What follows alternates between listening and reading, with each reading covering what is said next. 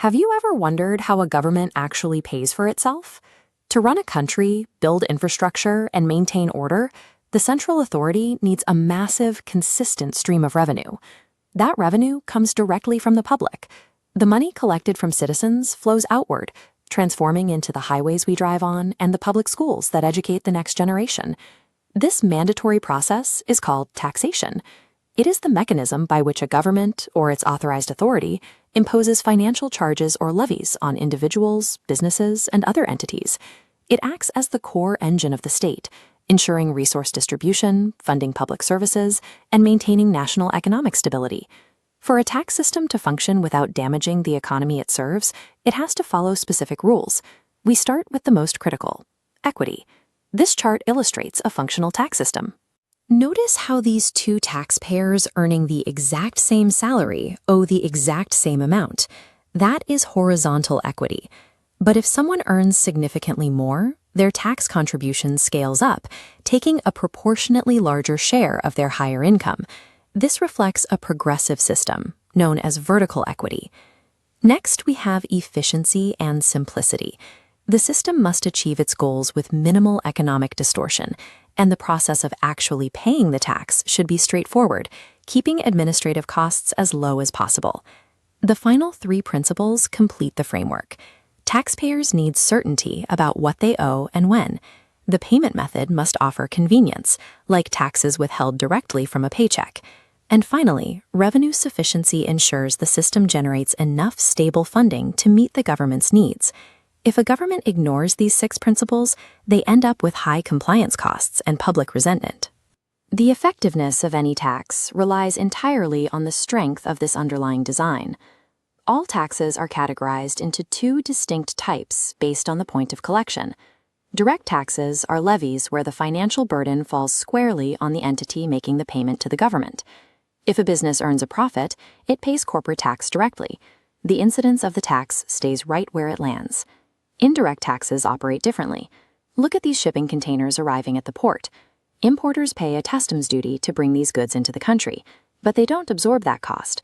They shift the burden to the final consumer by building the tax into the purchase price of the goods. Identifying a tax as direct or indirect comes down to recognizing the difference between who physically hands the money to the government and whose wallet is ultimately lighter at the end of the transaction. To analyze any specific tax, economists use a 4-dimensional classification matrix. We categorize taxes by their nature, their incidence, their base, and their purpose. Let's look at the first row, by nature.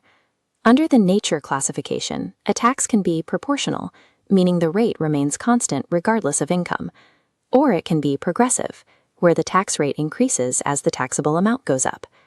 This brings us to a common misconception about the value-added tax, or VAT. Because the VAT rate is a flat percentage on goods, it seems proportional. But watch what happens when a low-income earner and a high-income earner buy the exact same item.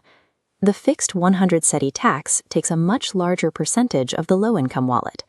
By nature, that is actually a regressive tax. We map the rest of the matrix by defining the tax's incidence as either a direct or indirect burden.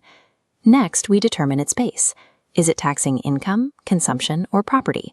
And finally, its purpose. Does it generate general revenue, regulate behavior, or fund a specific benefit? Now, test your understanding. Pause the video and classify a Ghanaian District Assembly property rate across these 4 dimensions. Here's the breakdown. A local property rate is proportional by nature, direct by incidence, property-based, and it acts as a benefit tax because the funds go straight toward local infrastructure like sanitation and roads. Analyzing a tax through these specific lenses reveals its true economic footprint.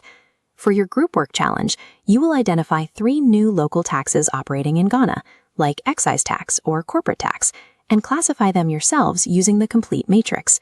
As you work, rely on the core architecture of today's lesson.